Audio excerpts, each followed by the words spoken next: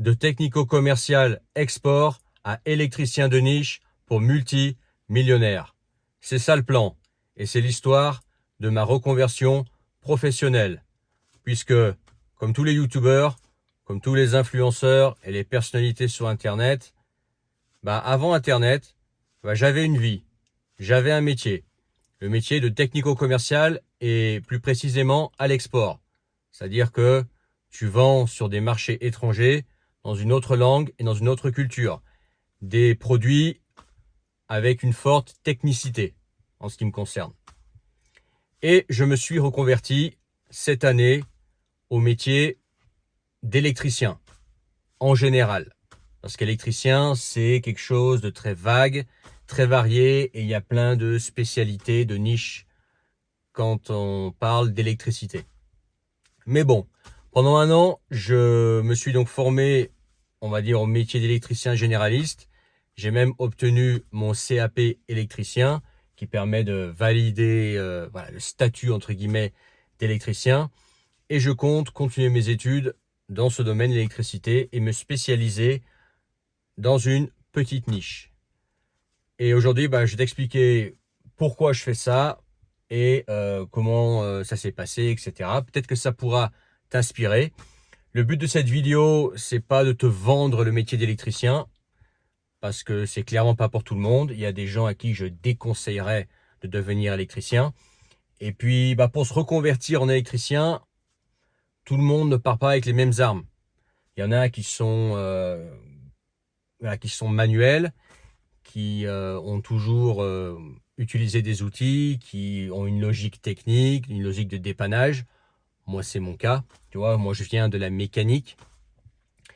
Et t'en as d'autres qui ont de la famille, des amis qui sont déjà électriciens, qui sont du métier. Donc pour eux, il sera facile de trouver un stage ou de se former sur le terrain. Okay, donc chacun va avoir ses difficultés, ses facilités en fonction de d'où tu viens, ce que tu fais avant, etc. Et t'en as d'autres en fait qui sont pas du tout manuels, qui n'ont pas de famille ou de connaissances proches dans l'électricité et qui n'ont pas un passé technico-commercial ou industriel ou de mécanicien par exemple, ok? Mais bon, je vais te raconter pourquoi je fais ça, comment je me suis pris, si ça peut t'inspirer, tant mieux, et n'hésite pas à partager cette vidéo, ça pourra peut-être inspirer d'autres personnes que tu connais qui en ont marre de leur métier ou qui sentent que le vent est en train de tourner. Moi c'est mon cas, je vais rentrer dans les détails.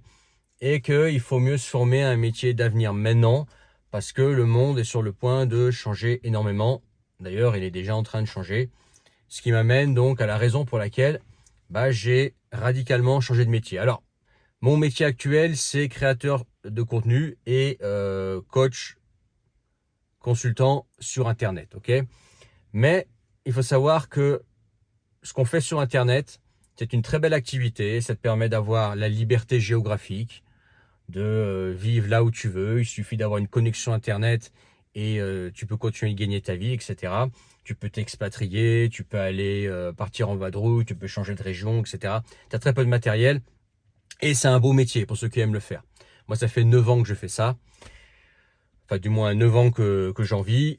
J'avais commencé en 2016. J'avais démissionné justement de mon métier de technico-commercial export. J'étais basé à Bangkok, en Thaïlande. J'étais responsable de zone Asie-Pacifique. Et j'avais décidé de démissionner parce que j'avais envie de me lancer à mon compte. Et notamment sur Internet, parce qu'à l'époque, c'était mon objectif, gagner ma vie sur Internet. C'est quelque chose que j'ai réussi à faire. Et maintenant, je connais bien, on va dire, les tenants et les aboutissants du métier, y compris les inconvénients. Le principal inconvénient du métier que je fais, c'est que c'est un métier qui est extrêmement instable et tu n'as aucune visibilité. En fait, tu es dépendant d'un algorithme qui peut changer, tu es dépendant de plein de choses que tu ne contrôles pas en fait. Okay, les vidéos, elles peuvent être mises en avant ou pas, ça dépend pas de toi, ça dépend de la conjoncture, ça dépend de Google, de YouTube, ça dépend de l'IA qui est en train de se mettre en place de plus en plus. Et les marchés changent aussi rapidement, ce qui fait que c'est une activité qui peut s'arrêter quasiment du jour au lendemain. Allez, tu as 3 mois peut-être de visibilité, mais dans un an, moi j'en sais rien de ce qu'il en sera de cette activité. aussi bien elle aura disparu, aussi bien ça me rapportera plus que dalle. Okay, et d'ailleurs, j'ai vu euh, pendant ces 9 ans d'activité, j'ai eu des très hauts, mais j'ai aussi des passages à vide, hein, des passages à zéro. J'ai vu voilà, ce que c'est que les montagnes russes de cette activité. Au bout d'un moment, bah, tu as envie de stabilité. Tu as envie de d'avoir une activité qui est prévisible, où tu peux dire, voilà, j'ai un prévisionnel sur plusieurs années, etc. J'ai ma clientèle, ça roule, etc. Et bah, tu peux faire des projets de vie, on va dire, autres que le mec célibataire avec son sac à dos qui fait le tour du monde. Voilà. Là, quand tu es digital nomade, que tu fais ça, ok. Mais si toi, tu as un projet femme, famille, de créer voilà, une vie un peu plus sédentaire, etc., et un peu plus stable, compter uniquement sur Internet, c'est extrêmement dangereux. Parce que c'est imprévisible, beaucoup de choses ne dépendent pas de toi, encore plus avec l'IA, et ça peut s'arrêter quasiment du jour au lendemain. Donc c'est ainsi que c'était quand fin 2024, ce que j'ai fait, c'est que j'ai testé en fait le marché du travail en France, euh, pour voir un petit peu si je pouvais retrouver un métier comme je faisais avant, donc technico-commercial export. Tu peux appeler ça cadre export, tu peux appeler ça responsable de zone, c'est le même métier, ok. Parce que c'est quelque chose que tu peux faire aussi en télétravail. Clairement, un commercial, il n'a pas besoin d'être dans l'entreprise tout le temps. Il y va de temps en temps pour une réunion, pour une formation, etc. Pour accompagner un gros client sur le terrain, dans l'usine, etc. Pour montrer les produits, expliquer des choses. Mais un commercial, qu'est-ce qu'il fait? Bah, il est sur le terrain. Il va de client en client. Et puis sinon, quand il n'est pas en clientèle, peu importe où il est, bah, qu'est-ce qu'il lui faut? Un ordinateur, une connexion Internet, un téléphone, et il bosse. Donc c'est un métier que tu peux faire aussi depuis chez toi. Et comme moi je faisais depuis chez moi quand j'étais commercial, je l'ai été en France, je l'ai été en Russie, je l'ai été donc en Asie-Pacifique, à Bangkok en Thaïlande et même en Nouvelle-Zélande, ok. Et bah, je me suis confronté donc au marché du travail français pour trouver quelque chose de similaire et je me suis aperçu qu'en fait le marché du travail a énormément changé en quasiment 10 ans. Déjà les salaires sont pratiquement les mêmes qui sont proposés, ça n'a pas beaucoup évolué. Il y a beaucoup plus de concurrence qu'avant, c'est-à-dire qu'un mec comme moi qui avait voilà, des connaissances techniques, commerciales et linguistiques, qui maîtrise plusieurs langues assez pour pouvoir parler avec des clients au téléphone, écrire des mails, mener des négociations, etc. Et ben, c'est beaucoup moins rare qu'il y a 10 ans. Il y a 15 ans même, parce que moi j'ai commencé fin des années 2000. Et si tu avais voilà, une, une bonne connaissance, voilà, une bonne connaissance générale de voilà, mécanique, d'électricité, pneumatique, etc., industriel, tu avais l'aspect commercial et quelques langues, très facilement tu pouvais sortir ton épingle du jeu. Très facilement tu pouvais trouver du travail relativement bien payé, tu pouvais t'expatrier aussi avec ce métier, etc. Moi ça m'avait permis de m'expatrier en Russie, ensuite en Asie-Pacifique. Et en fait le marché a beaucoup changé, il y a beaucoup plus de concurrence, les salaires ont stagné, voire ils ont baissé, etc. Et aussi, c'est un métier, j'ai senti en fait pendant ce moment qu'on peut appeler recherche d'emploi, qu'on peut appeler euh, tâter le terrain, puisque j'ai toujours mon activité sur Internet, mais je me suis dit, bah, pourquoi pas faire les deux, tu vois. Euh, que, que c'était quelque chose, c'est un métier qui a été un peu en danger en fait. C'est un métier qui peut être facilement remplacé par l'intelligence artificielle.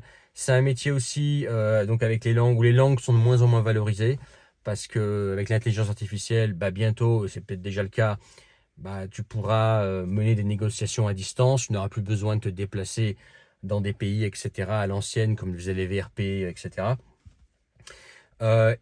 Pour communiquer dans différentes langues, bah aujourd'hui, avec l'intelligence artificielle, tu peux te passer d'un polyglotte. Un polyglotte, c'est quelqu'un qui maîtrise plusieurs langues étrangères. Ok.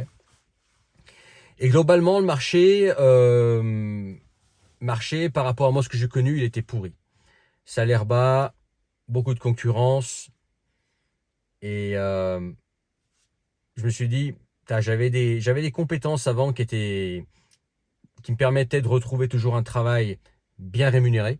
Ok.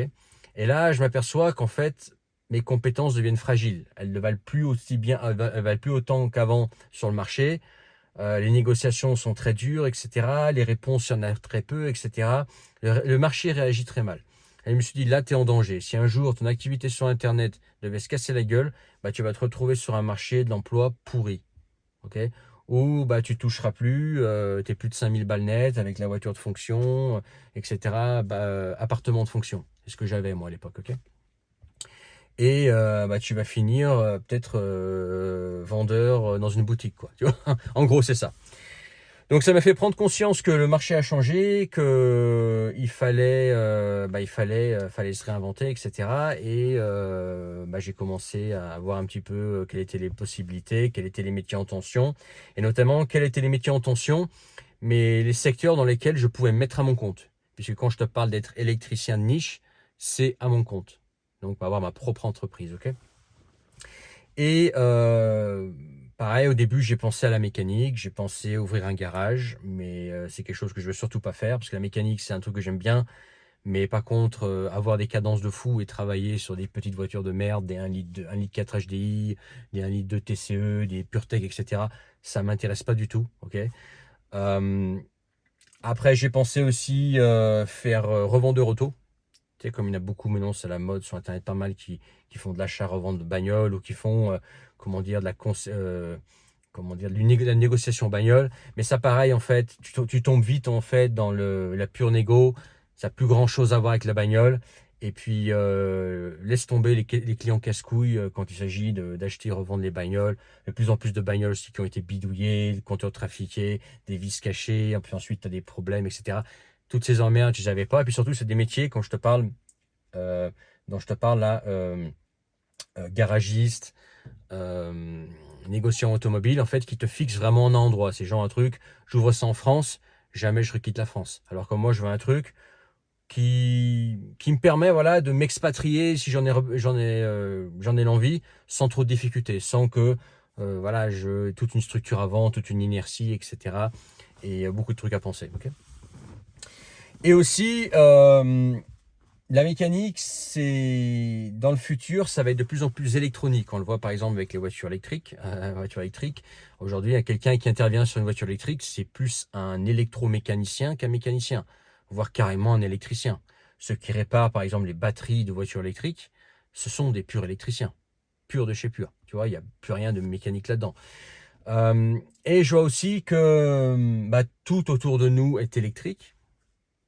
Tout ce qu'on utilise dans notre vie, c'est l'électricité. On ne peut plus se passer l'électricité. Ça va du simple lampadaire dans ta rue, jusqu'au téléphone que j'utilise. C'est plutôt de l'électronique, hein, c'est la très, très, très basse tension.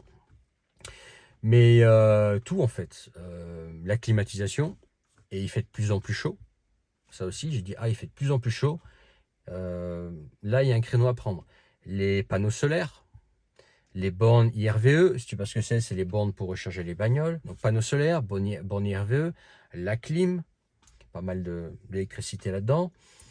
Euh, Partout, il y a de l'électricité, il y a de la basse tension, il y a de la haute tension, partout où tu vas dans le monde, il y a de l'électricité et il faut des électriciens, il faut des gens qui comprennent l'électricité, qui soient à même de la réparer, de l'installer et de la maintenir. Et c'est vrai que l'électricité, bon, j'avais quelques notions, mais je m'y suis intéressé un peu plus. Je me dis, bah tiens, c'est pas mal. Là, on est vraiment dans un secteur où il y a une forte demande, un secteur qui ne va pas disparaître. Parce que pour faire tourner l'IA, au passage, il faut de l'électricité. Pour faire tourner les data centers, il faut de l'électricité. Sans électricité, c'est plus possible. On va aller vers un monde qui sera de plus en plus électrifié. Ok, c'est pas un truc qui va disparaître. Alors que le moteur à explosion, j'y crois moyen, mais c'est plausible que ça puisse disparaître. Alors que l'électricité, on en a tous besoin de partout, on consomme de partout, et ça touche absolument tout le monde. Du particulier, du supermarché, jusqu'à l'usine, l'industrie, bah tiens, c'est l'électricité. Les industries de production, mais aussi agroalimentaire, etc. Ça, c'est l'électricité. D'ailleurs, j'ai travaillé, moi, dans l'agroalimentaire, dans les convoyeurs, tu sais, dans les usines, etc. J'ai touché donc au domaine des fours dans les usines et aussi des convoyeurs à l'intérieur des usines. Moi, des usines, j'en ai visité, j'allais dire des dizaines, mais je crois qu'on est plutôt sur des centaines d'usines. Et dans les usines, en fait, c'est toute l'électricité. C'est des tableaux entiers d'électricité, de câblage, de bus. Un bus, c'est pas le bus que tu prends, c'est autre chose. voilà, d'automates, etc., de machines spéciales, c'est tout électrique. Bref, l'électricité est partout et il y en aura de plus en plus avec le réchauffement climatique auquel je crois. Surtout qu'aujourd'hui, là, il fait une chaleur de plomb, c'est intenable. Plus en plus de solaire, d'éoliennes, enfin bref, tu m'as compris, l'électricité est partout. Donc je m'y suis intéressé un petit peu et je me suis dit, bah tu sais quoi, d'un côté, ça a l'aspect technique que tu aimes. Entre l'électricité et la mécanique, il y a parfois qu'un fil et c'est deux domaines qui vont être de plus en plus proches, de plus en plus intimes entre eux. Et puis il y a une forte demande, quoi. Il y a une forte demande, on manque d'électriciens en tout genre, dans chaque niche. Il y a aussi les électriciens, par exemple, sur les bateaux, les navires, sur les ports, tu vois, des petites niches comme ça. Bref, je me suis intéressé, ça m'a plu et j'ai décidé de passer un CAP électricien et me former 1 an à l'électricité à fond. Toi, tu as vu, si tu me suis depuis des années, tu n'as rien vu du tout puisque tu m'as vu filmer quasiment tous les jours. Mais pendant cette année, tous les jours, j'ai étudié l'électricité. Chez moi, j'ai créé des maquettes, etc. Différents, comme si en fait j'avais une maison entière à câbler, etc. J'ai aussi étudié l'électricité industrielle, mais aussi navale, etc. Parce que c'est un domaine qui m'intéresse. La clim, les panneaux solaires, les bornes IRVE, comment ça fonctionne, etc. Et essayer de toucher le plus possible de matos, j'en ai acheté, etc. pour pouvoir me faire la main. Et du coup, donc j'ai passé un CAP électricien qui me permet, en fait, c'est pas pour avoir le CAP, à la limite, je m'en fous, c'est que le CAP électricien me permet déjà de me mettre à mon compte en tant qu'électricien en France, donc de devenir artisan électricien. C'est aussi une bonne base pour ensuite se spécialiser dans une niche. Moi, c'est ce que je suis en train de faire. Là, je continue mes études en électricité et je vais me mettre dans une petite niche que je garderai pour moi. Une petite niche dans laquelle je crois beaucoup. Donc, je vais encore me reformer, repasser un examen et des habilitations. Les habilitations, c'est des trucs d'électricien. Mais en fait, c'est une sorte d'autorisation, les habilitations qui te permettent d'intervenir sur dans certains contextes en tant qu'électricien. Okay, le BABA, c'est la haute tension, la basse tension. Et puis ensuite, en fonction de ce que tu vas installer, ce que tu vas réparer, rénover ou entretenir, tu as des habilitations. Et tu as aussi des formations en fonction de quoi tu veux te spécialiser. Okay, je ne vais pas te parler du métier électricien dans cette vidéo. Mais en tout cas, voilà ce que je suis en train de faire. Et l'avantage de l'électricité, comme je te disais, c'est que tu peux te mettre à ton compte. Il y a de la demande. Et aussi, le CAP électricien ne te permet pas uniquement de te mettre à ton compte en tant qu'artisan, mais aussi c'est un diplôme européen qui est valable dans d'autres pays. Donc si par exemple tu vas en Espagne, tu vas aux Pays-Bas, ton CAP, il est valable. Donc tu peux t'installer en tant qu'électricien à condition de faire transcrire ton diplôme sur place et bien évidemment maîtriser la langue locale. Okay, et bien évidemment aussi apprendre les normes. Les normes aussi, c'est un truc d'électricien. Tu as des normes en électricité qu'il faut que tu respectes scrupuleusement pour une question de propreté, sécurité, mais aussi d'assurance. Et les normes varient en fonction de à quoi tu touches en électricité et aussi l'industriel ou tertiaire, c'est de la basse tension, etc. Haute tension, et aussi en fonction du pays. Les normes en Espagne ou aux Pays-Bas, par exemple, ne sont pas les mêmes, en Allemagne non plus. Mais en tout cas, ça te donne une base qui me permet un jour, si je veux m'expatrier en tant qu'électricien, de dire, voilà les gars, j'ai un diplôme en électricité, donc je suis électricien, je sais faire ceci, cela, etc. J'aurais au préalable étudié les normes de ce pays, pour pas que j'arrive comme ça en ne connaissant rien. Et je peux, par exemple, imaginer partir aux États-Unis, au Canada en tant qu'électricien, peut-être bosser en tant que salarié quelques mois, quelques temps, histoire de me faire la main sur place, et puis ensuite m'installer là-bas en tant qu'électricien à mon compte. Parce que quand tu t'expatries, des fois, alors ça dépend des pays, mais si tu vas dans un pays, par exemple, comme les États-Unis, le Canada, où il y a un problème, entre guillemets, de visa, pour pouvoir en fait mettre les pieds dans la porte, il faut parfois passer par un peu de salariat pour pouvoir en fait faire ton trou. Puis une fois que tu as fait ton trou, là tu te mets à ton compte. Okay, c'est pas mon plan aujourd'hui, mais c'est quelque chose que je peux imaginer parce que vu les tournures que les choses prennent en France, je suis malheureusement très pessimiste sur la France Pas que je n'aime pas la France, c'est un magnifique pays, il y a plein de trucs, mais politiquement et au niveau de ce qui se passe en France, insécurité, imposition confiscatoire, je suis très pessimiste et peut-être qu'un jour, je vais être entre guillemets forcé de m'expatrier et comme ça, j'arrive aussi avec un vrai métier, pas seulement youtubeur, enfin un vrai métier, youtubeur, c'est un vrai métier, crois-moi. Mais pas youtubeur, consultant sur Internet, mais aussi avec un vrai métier, un vrai diplôme, dans un domaine concret où on manque de gens. Et voilà, et puis tu peux pas faire n'importe quoi. Comme je disais, en fait, électricien, c'est pas quelque chose que je conseille à tout le monde. C'est si à 40 piges, moi je me suis reconverti à 40 piges en tant qu'électricien. Si à 40 piges tu veux te reconvertir en tant qu'électricien, par exemple, soit tu as quelqu'un dans ta famille qui est dans le métier et qui peut te faire toucher, te faire faire la pratique pour que voilà, que ça rentre en fait, que tu deviennes logique, que tu comprennes la logique électricité, que tu comprennes comment fonctionne l'électricité, que tu comprennes voilà, les normes au moins, que tu saches faire les bases dans l'électricité. Ok, pour pouvoir passer le CAP, soit tu viens déjà d'un domaine technique, avant, tu étais plombier, tu étais mécanicien, tu étais technico-commercial, ou je sais pas, tu as fait des études dans l'industrie, et dans ce cas-là, voilà, tu peux facilement repasser d'un domaine à un autre. Moi, par exemple, demain, si j'ai envie de me former au métier de plombier, dans un an, moi je suis plombier mécanicien, j'ai envie de te dire, mécanicien, en fait, j'ai pas de diplôme, mais je le suis, quoi, tu vois. Si dans 3 mois, je veux passer un diplôme de mécanicien, je le passe facile, tu vois. C'est, voilà, si tu es déjà dans un domaine technique, ce sera plus facile pour toi d'aller dans un autre domaine technique. Mais voilà pourquoi j'ai choisi le métier d'électricien, parce que c'est très demandé, il y en aura toujours besoin. Et puis l'avantage d'électricien, c'est que tu as l'électricité générale, donc celui qui vient te dépanner si tu as un problème avec ton tableau électrique ou que ton électricité saute, hein, tu as un interdiff qui saute ou un disjoncteur qui saute, ou voilà, ta maison est plus aux normes. Ça, c'est l'électricien généraliste, on va dire, l'électricité générale.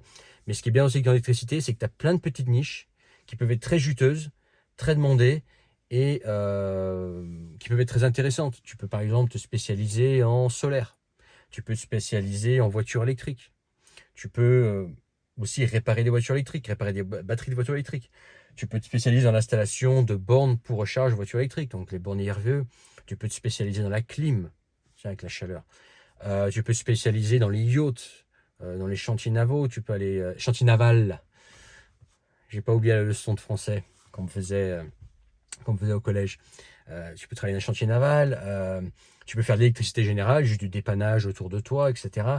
Tu as plein de petites niches en électricité qui peuvent être intéressantes et qui peuvent te permettre de mettre à ton compte et voilà, avoir sa propre entreprise dans un truc intéressant. Voilà.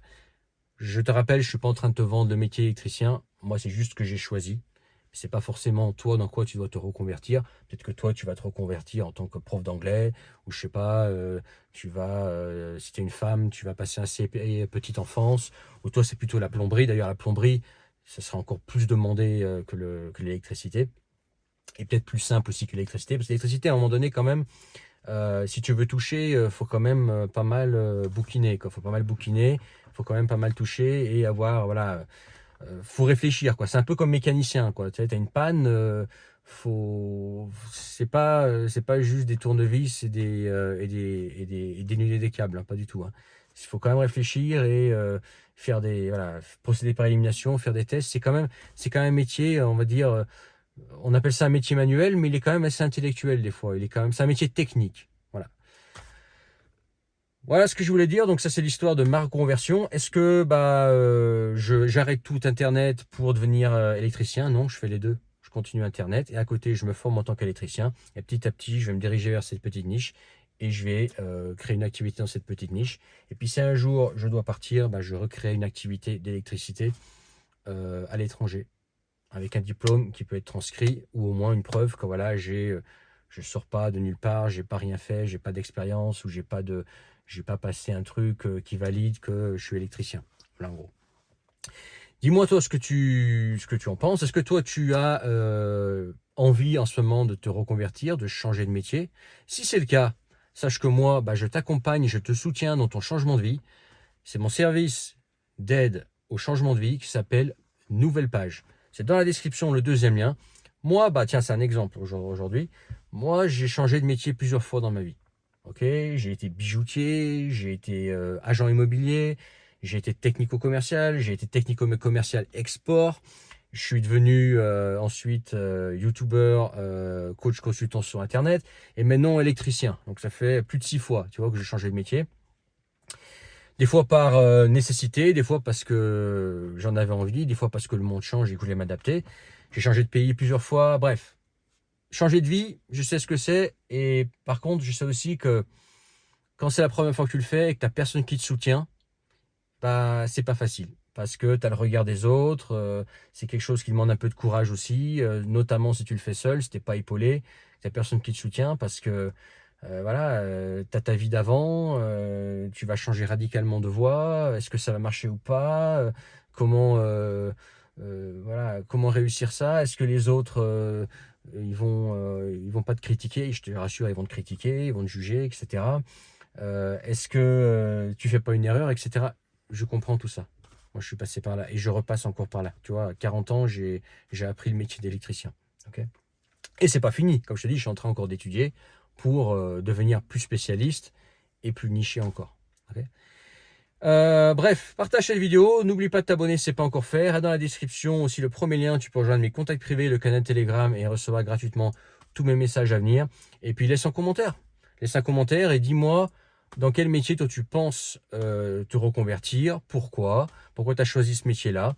Ça m'intéresse. Moi, je suis en train de développer une passion pour la reconversion. Tu vois, c'est un truc, j'ai envie d'aider les autres à faire ça, à se reconvertir, à changer de métier, à devenir plus heureux en fait, à devenir aussi plus prévoyant face à l'avenir. Tu vois, moi j'ai fait ça, j'ai fait cette reconversion parce que je veux pas un jour me retrouver le bec dans l'eau. Je veux pouvoir un jour, voilà, je veux avoir la stabilité et puis ne pas me dire si jamais ça s'arrête tout demain, qu'est-ce que je fais? Mais non, j'ai plus qu'un plan. J'ai un métier et je vais avoir 2 métiers maintenant, Internet et électricité. Tu vois? Et dans un truc porteur, pas dans un truc ouais, fais tes études bac plus 5 et puis ensuite tu arrives sur le marché du travail et puis finalement t'as personne qui veut de toi sauf au SMIC à la machine à café, quoi. C'est ce que je veux dire.